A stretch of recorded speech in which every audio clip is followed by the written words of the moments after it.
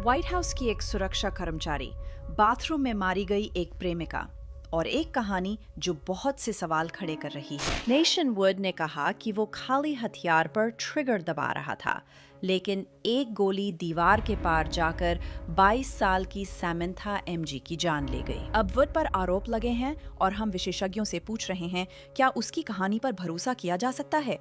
मैं एंजनेट लेवी हूं और ये है क्राइम फिक्स।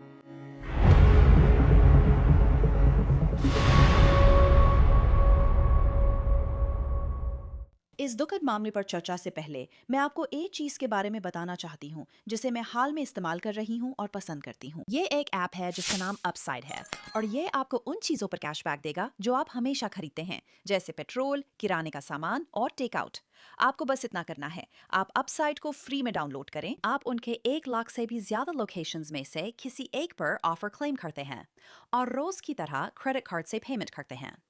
फिर आप अपनी खरीदारी को वेरीफाई करते हैं और बस आपको अपना पैसा वापस मिल जाता है। अगर मुझे पेट्रोल या टेक आउट लेना है तो मैं पहले अपसाइड ऑफर्स देखती हूँ। खर्च के बाद पैसे ऐप में आते हैं जिन्हें सीधे बैंक अकाउंट में ट्रांसफर कर सकती हूँ। अपसाइड के रेगुलर यूजर्स औसतन साल में $254 वापस कमा लेते हैं। किसे ये पसंद नहीं आएगा? कैशबैक पाने के लिए डिस्क्रिप्शन के लिंक पर क्लिक करें या QR कोड स्कैन करें और प्रोमो कोड CrimeFix इस्तेमाल करें, जिससे पहली टंकी पेट्रोल पर हर गैलन 25 सेंट बोनस मिलेगा। नेशन वुड 25 साल के युवक हैं जिनका व्हाइट हाउस सिक्योरिटी बैकग्राउंड उनकी गर्लफ्रेंड की सैन फ्रांसिस्को अपार्टमेंट में मौत के बाद कानूनी मुश्किलों में मदद नहीं कर पा रहा। पुलिस का कहना है कि नशन ने उसे गोली मार दी। नेशन वुड पर गैर इरादतन हत्या का आरोप है। 22 वर्षीय सैमंथा एमजी हाल ही में सैन फ्रांसिस्को स्टेट यूनिवर्सिटी से ग्रेजुएट हुई थीं। 24 मार्च रात 11 बजे से ठीक पहले की बात है। समंथा को अपार्टमेंट में गोली लगी मिली और अस्पताल में उनकी मौत हो गई। अब सैन फ्रांसिस्को क्रॉनिकल और सैन फ्रांसिस्को स्टैंडर्ड द्वारा उद्धृत सूत्रों के अनुसार वुड ने पुलिस से कहा कि वह अपनी बंदूक का खाली ट्रिगर दबा रहा था।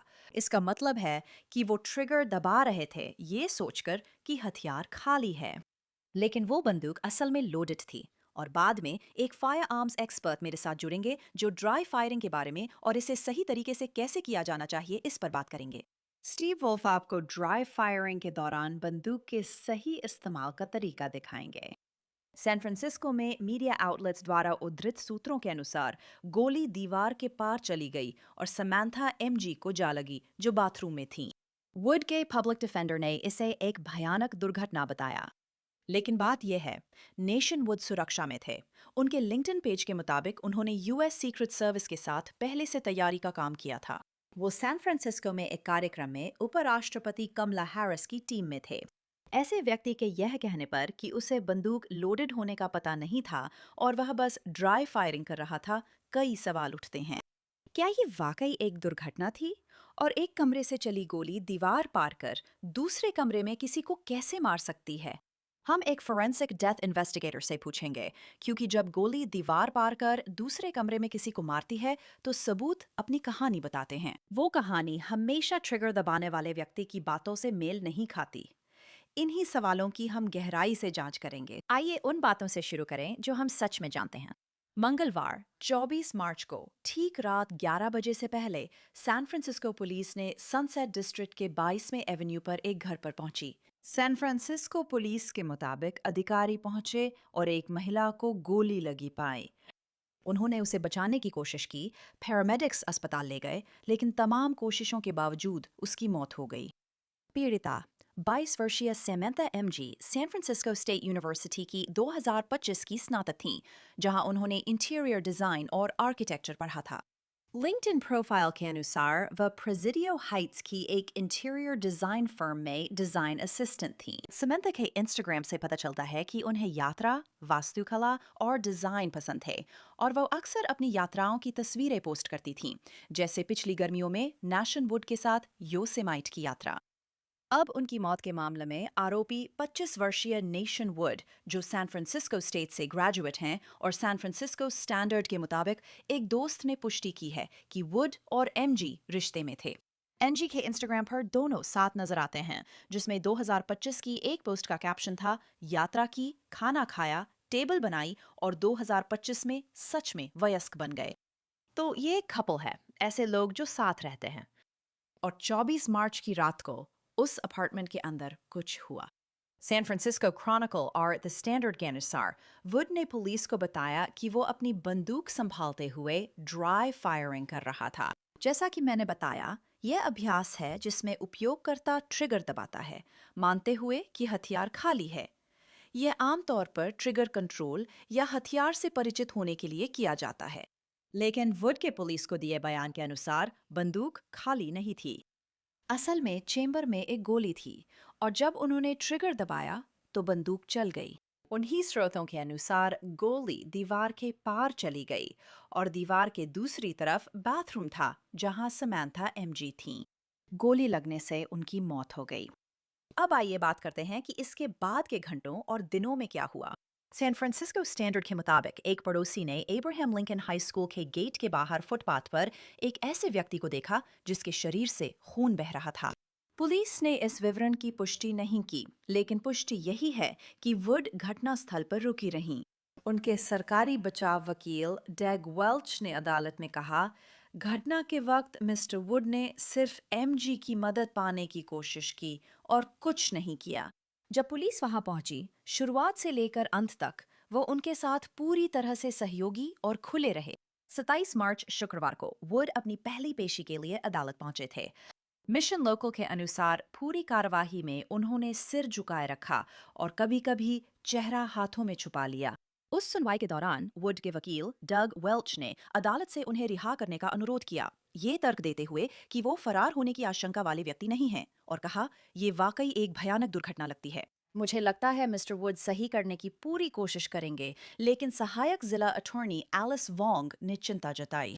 उन्होंने बताया कि गोलीबारी से पहले वुड सैन फ्रांसिस्को छोड़कर नेशनल गार्ड में सेवा देने वाले थे, जिससे वो फरार हो सकते थे। जज ने इससे सहमति जताई।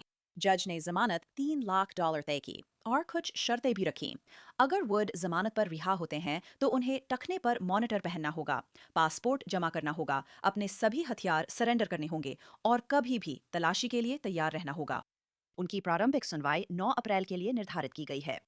अब जहां तक खुद आरोप की बात है, अनैच्छिक हत्या का, जिला अटॉर्नी के कार्यालय द्वारा दायर किए गए आरोप पत्रों के अनुसार वुड पर बिना दुर्भावना के समैंथा की हत्या करने का आरोप है। ये बात बहुत महत्वपूर्ण है। कैलिफोर्निया कानून में अनैच्छिक हत्या वो है जो जानबूझकर नहीं बल्कि आपराधिक लापरवाही से होती है। इस आरोप में अधिकतम 4 साल की जेल की सजा हो सकती है। वुड ने खुद को निर्दोष बताया है।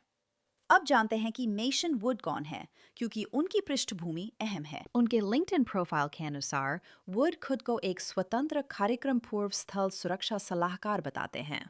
उनके प्रोफाइल में लिखा है कि वे वीआईपी उपस्थिति वाले आयोजनों के लिए बाहरी सलाहकार के रूप में साइट सुरक्षा का आकलन प्रदान करते हैं। और इसमें लिखा है कि उनके पास वरिष्ठ सरकारी और उच्च संपत्ति वाले प्रमुखों के लिए यूएस सीक्रेट सर्विस के साथ साइट वॉक थ्रू और एडवांस्ड कोऑर्डिनेशन का अनुभव है। व्हाइट हाउस के प्रवक्ता ने सैन फ्रांसिस्को क्रॉनिकल को पुष्टि की कि वुड बाइडेन प्रशासन का हिस्सा थे। उनके लिंक्डइन प्रोफाइल पर लिखा है कि उन्होंने नवंबर 2023 से जुलाई 2025 तक काम किया और वहाँ एक फोटो भी है। इसमें वो तत्कालीन उपराष्ट्रपति कमला हैरिस के साथ राष्ट्रपति के विमान के सामने मुस्कुरा रहे हैं। कैप्शन में लिखा है, उद्धरण, सैन फ्रांसिस्को में एपीईसी के लिए उपराष्ट्रपति की यात्रा में मदद करने का अवसर पाकर आभारी हूँ। ये व्यक्ति सुरक्षा प्रशिक्षण प्राप्त है, सीक्रेट सर्विस के साथ काम कर चुका है और खुद के अनुसार आदमेय अस्त्रों, एक्सेस कंट्रोल और मूवमेंट फ्लो को समझता है। फिर भी पुलिस को दिए बयान में उसने कहा कि उसने ऐसी बंदूक का ट्रिगर दबा दिया जिसके लोड होने की उसे जानकारी नहीं थी, एक अपार्टमेंट के अंदर, जब उसकी गर्लफ्रेंड अगले कमरे में थी। अब हम उन सवालों पर लौटते हैं। ड्राई फायरिंग क्या है और सुरक्षा में प्रशिक्षित व्यक्ति ये गलती कैसे कर सकता है? क्योंकि जो असल में हुआ उसकी भौतिक सच्चाई अपने आप में कई सवाल उठाती है। एक कमरे से चली गोली दीवार पार कर दूसरे कमरे में किसी को लग जाती है। ऐसी घटना स्थल पर पहुंचने पर एक फोरेंसिक डेथ इन्वेस्टिगेटर किस चीज की तलाश करता है? क्योंकि जब पुलिस वहां पहुंची तो उन्हें सिर्फ एक महिला नहीं मिली जिसे गोली लगी थी। उन्हें एक अपार्टमेंट मिला जिसकी दीवार में गोली का छेद था था। और एक कहानी जिस परीक्षण किया जाना था। सबूत के खिलाफ। इस दुखद मामले पर चर्चा के लिए मैं forensic death investigator Joseph Scott Morgan को बुलाना चाहती हूँ। साथ ही वो हिट पॉडकास्ट बॉडी बैग्स के होस्ट भी हैं। तो जोसेफ, जब मैंने इस मामले के बारे में पढ़ा, तो आप उन पहले लोगों में से एक थे जिनके बारे में मैंने सोचा था। सूत्रों के अनुसार नैशन वुड ने कानून प्रवर्तन को बताया है कि ये एक भयानक दुर्घटना थी। वो अपनी बंदूक से बिना गोली समझकर ट्रिगर दबाने की प्रैक्टिस कर रहे थे और उन्हें पता नहीं था कि उसमें गोलियां भरी हुई हैं। ये सूत्रों के अनुसार है, और उन्होंने अपनी गर्लफ्रेंड को दीवार के पार गोली मार दी जब वो उनके अपार्टमेंट के शावर में थी। तो आप कैसे सत्यापित करेंगे कि ये वास्तव में सच है? क्योंकि मुझे ये समझ नहीं आता कि आप ड्राई फायरिंग क्यों करेंगे, जो कि मूल रूप से अपार्टमेंट में खाली हथियार से फायरिंग का अभ्यास करना है। हाँ, और ये सब कुछ एक साथ जोड़ना जांच के नजरिए से वाकई बहुत मुश्किल है। अगर आपके पास कोई हथियार है जिससे फायर किया गया है, तो आप जिन चीजों को देखते हैं उनमें से एक ये है, और ये वास्तव में उस चीज से होकर गुजरता है जिसे हम बीच में आने वाला अवरोध कहते हैं, जो इस मामले में दीवार होगी। द प्रक्षेप्य खुद अपनी सामान्य स्थिति में नहीं रहेगा। आप जानते हैं, जब आप उस गोली के बारे में सोचते हैं जो किसी सतह से होकर गुजरती है, अ, ये आप जानते हैं कि उसमें कुछ विकृति आना लगभग तय है। और इसमें एक और बात ये जुड़ जाती है कि न सिर्फ एक गोली दीवार से होकर इस युवती को लगी, बल्कि इसके अलावा एंजिनेट, वह गोली एक ऐसी दीवार से होकर गई जो शायद शावर की थी और फिर उसे लगी। तो अब आपके पास एक गोली है जो ड्राई वॉल से होकर गुजर रही है। हो सकता है कि वो दीवार के अंदर किसी फ्रेम के खंभे से टकराए और फिर उसे दूसरी तरफ से भी गुजरना पड़ेगा, जो या तो ड्राई वॉल हो सकता है या फिर शावर की प्लास्टिक परत से होकर गुजरना पड़ सकता है। हर कोई उन प्लास्टिक शेल्स या टाइल्स से वाकिफ है जो अंदर लगाई जाती हैं। ये गोली, ये प्रक्षेप्य खुद इतनी ज्यादा विकृत हो जाएगी, और जब वो गोली शरीर से टकराएगी तो प्रवेश घाव वैसा नहीं दिखेगा जैसा आमतौर पर दिखता है। मान लीजिए, अगर आप एक बिना विकृत गोली किसी व्यक्ति पर चलाते हैं और वहां कोई बीच में आने वाला अवरोध नहीं है, तो उस नजरिए से पोस्टमार्टम के दौरान प्रवेश घाव का रूप रंग काफी चौंकाने वाली होगी। आप इसे देखेंगे, आप देखेंगे कि गोली विकृत हो चुकी है, शायद नरम ऊतक में फंसी है और हड्डी को नहीं छुआ। और आप देखेंगे कि यहाँ कुछ और भी है। तो ये उन तरीकों में से एक है जिनसे हम इसे देखने वाले हैं। मेरे लिए जो अब भी सबसे चौंकाने वाली बात है, वो ये है कि एक ऐसा व्यक्ति था जो जाहिर तौर पर व्हाइट हाउस में किसी तरह का सुरक्षा कर्मचारी था। अब इसका मतलब ये नहीं है कि आपके पास बहुत समझदारी है, लेकिन आपको ये जरूर पता होना चाहिए कि बंदूक को सही तरीके से कैसे संभालना है। इसलिए ये तथ्य कि आप अपार्टमेंट में ही हथियार चला रहे हैं, भले ही बिना गोली के ट्रिगर दबा रहे हों, आप अपार्टमेंट में हैं। और इसलिए आपने, मेरा मतलब है, आपने बंदूक को देखकर ये सुनिश्चित नहीं किया कि पहली बात उसमें गोली नहीं थी, और दूसरी बात, आप जानती है, हम और भी चीजों की बात कर रहे हैं, जैसे कि गोली का रास्ता। आप उस दिशा में बंदूक क्यों चला रही हैं जहां आपकी गर्लफ्रेंड नहा रही है?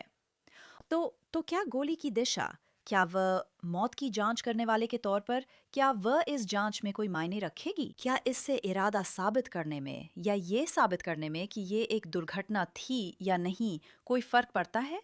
या फिर इस परिस्थिति में इसका कोई मतलब नहीं है? हाँ, इतने साल पीछे जाते हुए आपके लिए एक पुराना मामला है, ब्लेड रनर केस के बारे में सोचिए। उस मामले में बीच में एक अवरोध था जहां उसने बाथरूम के दरवाजे के पार गोली चलाई थी। मुझे नहीं पता आपको वो याद है या नहीं। और उस केस में ट्रेजेक्टरी एक बहुत बड़ा हिस्सा थी। बिल्कुल, आपको ये भी ध्यान में रखना था कि उसने अपने कृत्रिम अंग लगाए हुए थे। लेकिन इसके अलावा, हाँ, तो ज्योमेट्रिकली उसका संबंध क्या है? व्यक्ति, ट्रिगर दबाने वाले का पीड़ित के सापेक्ष क्या संबंध है? क्या वे खड़े थे?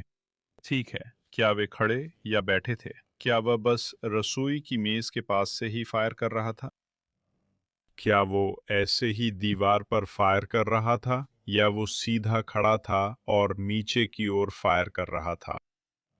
और फिर आपको इसे उसके प्रवेश घाव के स्थान के साथ भी जोड़ना होगा। फिर से इस मामले में बीच में आने वाला लक्ष्य ट्रेजेक्टरी से जुड़ी जानकारी को प्रभावित कर सकता है, क्योंकि भले ही आप सीधी रेखा में फायर कर रहे हों, ठीक है, आपने उस गोली की जड़त्वीय ऊर्जा का एक हिस्सा कम कर दिया है, लेकिन उसमें अब भी इतना बल है कि वो संपर्क में आते ही घातक जानलेवा वार कर सकें। तो ये बहुत बहुत जटिल मामला है। मैं इस समय उस पर लगाए गए आरोपों में वाकई काफी दिलचस्पी रखता हूँ, क्योंकि मुझे आपको बताना है, एग्जैक्ट मेरे अनुभव में जब भी मैं किसी को ये कहते हुए सुनता हूँ कि गोली गलती से चली थी, ठीक है, चाहे वो खुद को लगी हो या किसी और को नुकसान पहुंचा हो, मैं इस मामले को वाकई वाकई में बहुत गहराई से देखूंगा, शायद बाकी मामलों की तुलना में थोड़ा ज्यादा गंभीरता से। क्योंकि जो आप कह रही हैं, सिर्फ ये तथ्य कि वो ड्राई फायरिंग शब्द का इस्तेमाल कर रहा है, इसका मतलब है कि उसे हथियारों की जानकारी है ना? क्योंकि ये शब्द आम तौर पर इस्तेमाल नहीं होता। ड्राई फायरिंग की एक्सरसाइजेस भी होती हैं। अब तरह तरह की टेक्नोलॉजी आ गई हैं जिससे आपको ड्राई फायरिंग की प्रैक्टिस के लिए हथियार में गोली डालने की जरूरत नहीं है और आप इसे घर पर ही सिमुलेट कर सकते हैं। ये बस अजीब हालातों का मेल है, और मेरा मानना है कि उन्होंने किसी भी तरह का डेटा वापस मिलने से पहले ही उस पर आरोप लगा दिए हैं। जहां तक अपराध स्थल के पुनर्निर्माण की बात है, मुझे नहीं लगता कि वे इसे इतनी जल्दी कर सकते हैं। शायद उन्होंने कर लिया हो, लेकिन अभियोजन पक्ष ने यही निष्कर्ष निकाला है। उस पर अब भी आरोप हैं। देखते हैं कि इस मामले में कोई गंभीरतर आरोप या कुछ और आता है। हाँ, अभी के लिए ये गैर इरादतन हत्या का मामला है, लेकिन जांच अभी भी जारी है और मैं हैरान रह जाऊंगी अगर उन्हें कोई असली ठोस अपराध स्थल पुनर्निर्माण का डेटा मिला हो। आप सोचेंगी कि उन्होंने 3D चीज फेराउ सिस्टम में लाई होगी। हाँ, फेराउ सिस्टम में सीन को स्कैन करने के लिए आप जानती हैं कि वे इसमें बहुत गहराई से काम करेंगे और फिर शायद कहा नहीं जा सकता। मेरा मतलब है, अब ये गैर इरादतन हत्या हो सकती है और आरोप कभी भी बढ़ाए जा सकते हैं। अब मैं ये नहीं कह रही हूँ कि इससे और कुछ हो सकता है। जैसे मैं ये नहीं कह रही हूँ कि हाँ, ऐसा होने वाला है, लेकिन मैं बस इतना कह रही हूँ। मुझे लगता है कि यहाँ बहुत ही, जैसा कि आपने कहा, गहन जांच की ज़रूरत है। क्योंकि जो तथ्य हमें अभी तक पता है, वो सच में बहुत अजीब लगते हैं। और सिमेंटा की मौत हो चुकी है और उसके परिवार को कुछ जवाब मिलने चाहिए। जोसेफ स्कॉट मॉर्गन, आपका बहुत बहुत धन्यवाद। आपका स्वागत है, एंजिनेट। तो अगर आप मेरी तरह हैं, तो आप सोच रहे होंगे कि आखिर कोई व्यक्ति जिसे सुरक्षा का अनुभव है और जो बंदूकों के बारे में जानता है, वो अपने अपार्टमेंट में प्रैक्टिस करने के लिए बंदूक चला रहा था और वो बंदूक लोडेड थी। मैं firearms safety expert Steve Wolf को बुलाना चाहती हूँ। स्टीव, हम कई बार फायर आर्म्स सेफ्टी पर चर्चा कर चुके हैं। मुझे जानना है, इस मामले पर आपकी पहली प्रतिक्रिया क्या है? क्योंकि मैं हैरान हूँ कि कोई व्यक्ति जो व्हाइट हाउस के लिए एक सुरक्षा कर्मी था, बल्कि उन्नत स्तर का सुरक्षा कर्मी, वो अपने अपार्टमेंट में है, जो कि एक छोटा सा स्थान है। जैसा आप जानती हैं, ड्राई फायरिंग का पहला नियम है कि सुरक्षित जगह पर रहें और बंदूक अनलोडेड हो। और वो ये सब ऐसे इलाके में कर रहा है जहां वो दीवार या किसी ऐसी चीज की तरफ गोली चला सकता है जिसके दूसरी तरफ उसकी गर्लफ्रेंड है। मुझे सच में जानना है कि इस बारे में आपकी क्या राय है।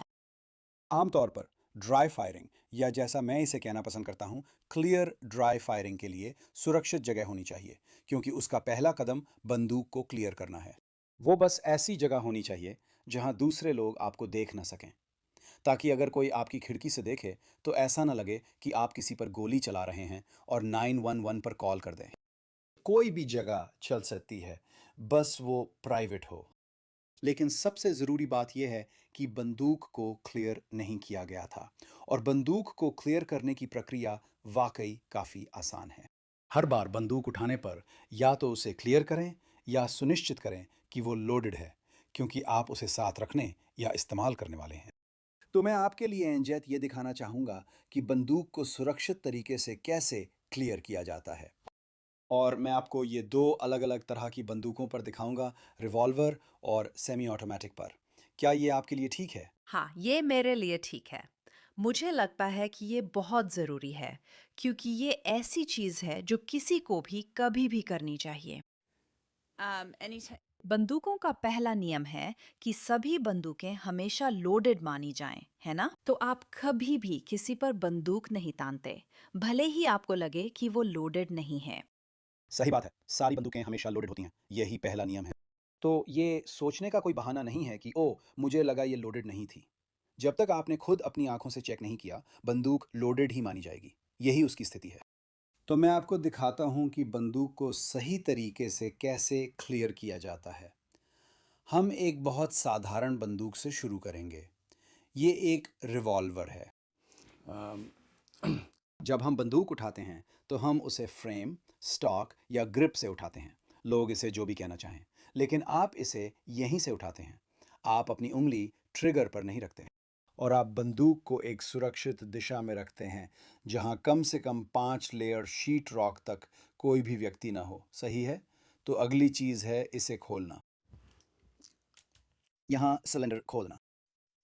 जब आप सिलेंडर खोलते हैं तो बंदूक को बाएं हाथ में थामते हैं और आप यहाँ देख पाएंगे कि इसमें असली गोलियां हैं। तो फिर आप बंदूक को उठाएंगे और उसे ऊपर की ओर झुकाएंगे। गोलियां बाहर गिर जाएंगी और फिर आप यहाँ एक्सट्रैक्टर रॉड दबाते हैं। आइए वहाँ अच्छी तरह से फोकस करते हैं। देखते हैं, ठीक है? एक्सट्रैक्टर रॉड जब आप बाहर धकेलते हैं, आप देख सकते हैं कि वो बची गोलियां बाहर निकालेगा।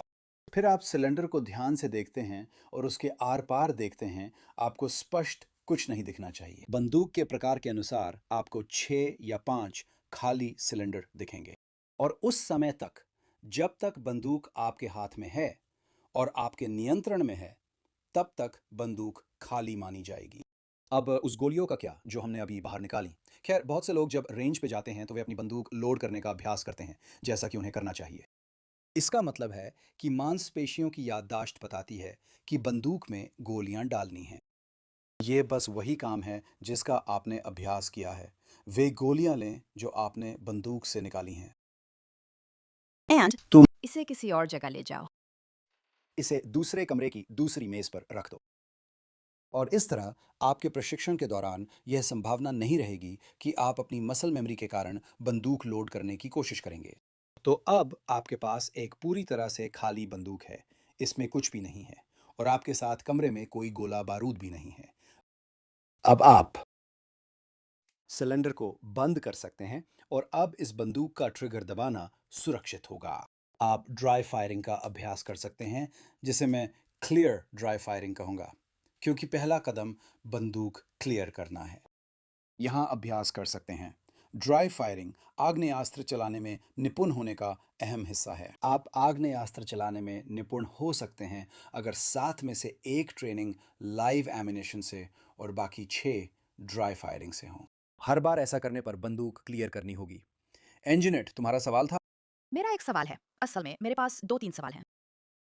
भले ही वो बंदूक, वो रिवॉल्वर क्लियर है, क्या आप कहेंगी कि ड्राई फायरिंग करना, क्लियर बंदूक से ड्राई फायरिंग करना, क्या आपको फिर भी ऐसा किसी अपार्टमेंट जैसी जगह में करना चाहिए? मेरा मतलब है, शायद आप वहीं रहते हों, लेकिन अगर हर बंदूक हमेशा लोडेड मानी जाए, तो ये फायर आर्म्स का पहला नियम है। क्या आपको फिर भी अपार्टमेंट में ऐसा करना चाहिए?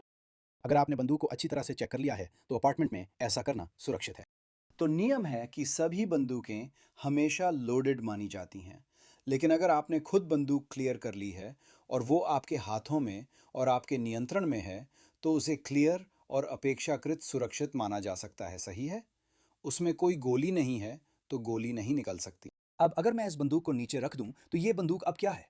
अब ये एक लोडेड बंदूक है, क्योंकि ये मेरे हाथों से और मेरे नियंत्रण से बाहर चली गई है। जब भी मैं या आप बंदूक उठाते हैं, हम उसे क्लियर करेंगे और सुनिश्चित करेंगे कि सिलेंडरों में कुछ नहीं है। ये अब क्लियर बंदूक है और ड्राई फायर प्रैक्टिस के लिए सुरक्षित है। इसका मतलब ये नहीं कि आप बंदूक लोगों की तरफ करें। कभी भी बंदूक उस चीज की तरफ ना करें जिसे आप नष्ट नहीं करना चाहते। आपको जानना चाहिए कि बंदूक के सामने क्या है, लेकिन ये बंदूक गोली नहीं चलाएगी क्योंकि इसमें कोई गोली नहीं है। अब आगे बढ़ो। मेरा मानना है कि चाहे आप अपार्टमेंट में हो, आप उसे किसी चीज की ओर इंगित नहीं करना चाहेंगी जहां दीवार के दूसरी तरफ कोई व्यक्ति हो सकता है, जो कि एक अपार्टमेंट में बहुत मुश्किल होगा जब तक आपको न पता हो। ओह, मैं इसे अपने बेडरूम की तरफ इंगित कर रही हूँ और मुझे पता है कि वहां कोई नहीं है। सही, मैं इसे ईंट की बाहरी दीवार की तरफ ताने हुए हूं। सही। तो दूसरी तरह की बंदूक जिसे वास्तव में लोग कहीं ज्यादा आम तौर पर साथ रखते हैं, वो है सेमी ऑटोमेटिक पिस्टल। एक बार फिर, अगर मैं इसे अपने घर में ड्राई फायर करना चाहता हूं या क्लियर ड्राई फायर करना चाहता हूं, तो मैं इसे ट्रिगर को छुए बिना उठाता हूं और यहाँ मैगजीन रिलीज दबाता हूं। तो हम मैगजीन रिलीज को दबाएंगे और इससे मैगजीन बाहर आ जाएगी। क्या इसका मतलब है गन क्लियर है? नहीं, क्योंकि चेंबर में अभी भी राउंड हो सकता है, जैसा होना चाहिए। तो मैं स्लाइड को पीछे खींचूंगा और उस बचे हुए राउंड को पकड़ लूंगा। और अब भले ही मैंने गोला बारूद निकाल दिया है, अगला कदम क्या है? गोला बारूद ले लो। इसे कमरे के दूसरी तरफ या किसी और कमरे में रख दो, ताकि ये संभावना ना रहे कि आप उसे उठाकर गलती से लोड कर देंगे, क्योंकि ये वो चीज़ है जो आपने कई बार अभ्यास में की है। ठीक है, अब जब हमने मैगजीन निकाल दी और चेम्बर खाली कर दिया, तो हमें विजुअल इंस्पेक्शन करना होगा। तो हम यहाँ देखते हैं, ये सुनिश्चित करते हैं कि मैगजीन वहाँ नहीं है, फिर यहाँ देखते हैं और यहाँ ब्रीच एरिया को चेक करते हैं, चेम्बर के अंदर देखते हैं और हम देख सकते हैं कि वहाँ भी कुछ नहीं है।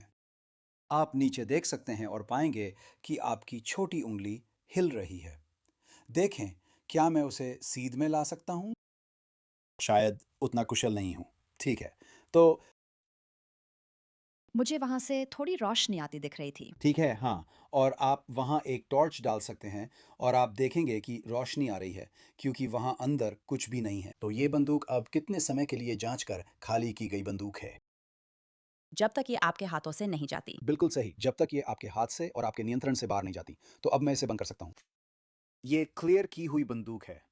अब मैं इसे सुरक्षित दिशा में रखकर, ट्रिगर पर उंगली रखकर ड्राई फायर कर सकता हूँ।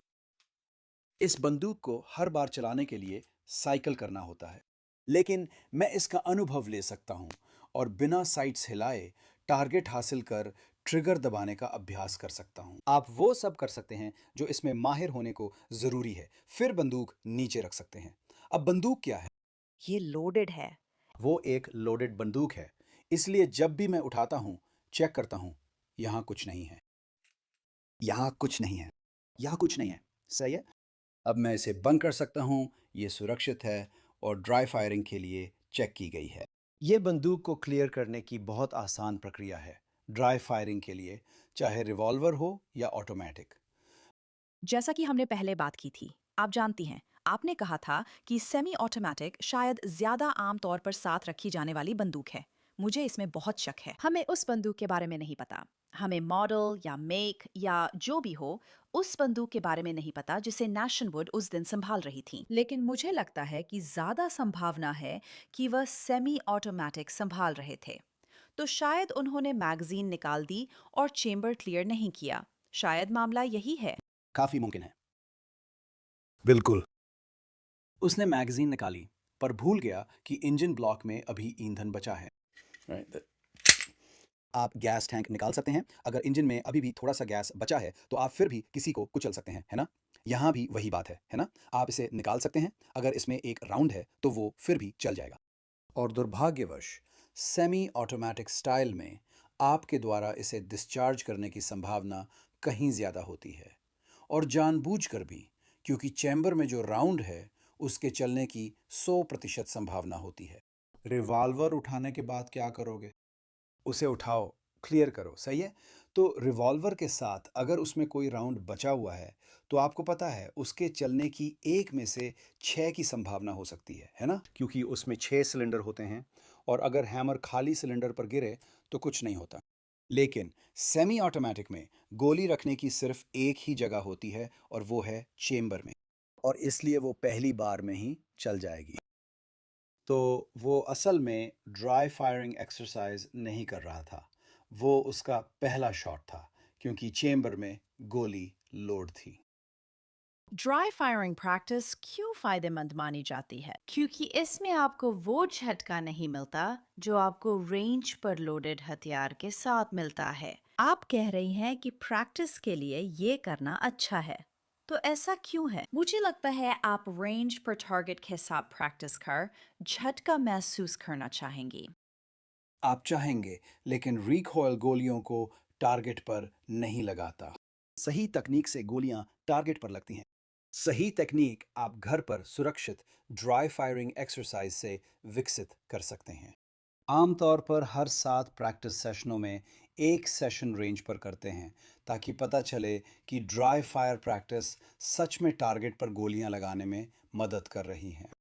तो गोलियों को टारगेट पर लगाना मतलब है सही फुटवर्क, सही हिप पोजीशन, सही धड़ की पोजीशन, सही कंधों की पोजीशन, सही बाजू की पोजीशन, सही ग्रिप, सही साइट अलाइनमेंट और सही ट्रिगर कंट्रोल। ये सारी चीज़ें आप बिना गोला बारूद के भी बहुत अच्छी तरह से सीख सकते हैं। असल में मिडिल ईस्ट में कई पुलिस भर्ती की पूरी क्लासेस हुई हैं जब देश युद्ध में था और वहाँ गोला बारूद उपलब्ध नहीं था। और उन क्लासेस के ग्रेजुएट्स ने जब आखिरकार उन्हें गोला बारूद मिला तो उन्होंने असल गोला बारूद के साथ हर बार अभ्यास करने वाले कैडेट्स से भी बेहतर प्रदर्शन किया। क्योंकि उन्होंने रिकॉइल का अनुभव नहीं किया था, वे उसकी उम्मीद भी नहीं करते थे। रिकॉइल की उम्मीद करना ही अक्सर लोगों को निशाने से चूकने का कारण बनता है। अगर मैं बंदूक उठाता हूं तो क्या करूं? इसे क्लियर करो, सही है? ध्यान से देखो, सुनिश्चित करो कि इसमें कुछ भी नहीं है। अब अगर हर बार जब मैं इस बंदूक को चलाऊं ये ऐसे ही चले तो कुछ लोगों को इसका डर लगने लगेगा। बंदूक चलने से ठीक पहले वे डर के कारण उसे नीचे कर देते हैं क्योंकि उन्हें रिकॉइल से डर लगता है। अगर आपने रिकॉइल का अनुभव नहीं किया है तो आप पाएंगे कि आप बंदूक को बिना हिलाए आसानी से चला सकते हैं क्योंकि आपको रिकॉइल की कोई उम्मीद नहीं होती। वही उम्मीद लोगों की चूक का कारण बनती है। बहुत दिलचस्प। हम इस मामले पर नजर रखेंगे क्योंकि जब मैंने पहली बार सुना तो सबसे पहले आप ही का ख्याल आया। आप उन पहले लोगों में से हैं जिनके बारे में मैंने सोचा। सच कहूं तो मैं हैरान थी कि कोई अपार्टमेंट में ड्राई फायरिंग प्रैक्टिस कर रहा था, लेकिन अब आपसे बात के बाद मुझे इतनी हैरानी नहीं हो रही। देखिए, आप जानते हैं गन सेफ्टी के सिर्फ 4 नियम होते हैं और इसका कारण यह है कि हम इसे सरल और छोटा रखना चाहते हैं ताकि लोग इसे याद रख सकें, है ना? सभी बंदूकें हमेशा लोडेड होती हैं। बंदूक कभी उस ओर न रखें जिसे नष्ट नहीं करना चाहते। टारगेट पर नजर ना हो तो उंगली ट्रिगर से हटाकर रखें और हमेशा टारगेट व उसके पार चीज़ों का ध्यान रखें। तो जब आप इस तरह के किसी हादसे के बारे में सुनते हैं तो आप जानते हैं कि किसी ने कम से कम एक और शायद उससे भी ज़्यादा नियम तोड़े हैं। लेकिन अगर आप बस इतना याद रखें कि सभी बंदूकें हमेशा लोडेड होती हैं और आपको किसी भी उद्देश्य के लिए बंदूक को संभालने से पहले उसे क्लियर करना चाहिए, सिवाय उसे चलाने के, तो आप सुरक्षित रहेंगे और दूसरों को भी सुरक्षित रखेंगे। कोई शक नहीं। स्टीव विलॉग, आपका बहुत बहुत धन्यवाद। बहुत बहुत धन्यवाद अंजनेत। नेशन वुड जमानत पर है, टखने पर मॉनिटर हैं और प्रारंभिक सुनवाई 9 अप्रैल को है। वुड अगली अदालत की तारीख का इंतजार कर रहे हैं और सैमंथी एमजी का परिवार 22 साल की लड़की के लिए शोक मना रहा है जिसने पिछले साल स्नातक किया था और जिसके आगे पूरी जिंदगी थी। क्राइम फिक्स का ये एपिसोड यही खत्म होता है। मैं एंजनेट लेवी, साथ देने के लिए धन्यवाद। अगली बार फिर मिलेंगे।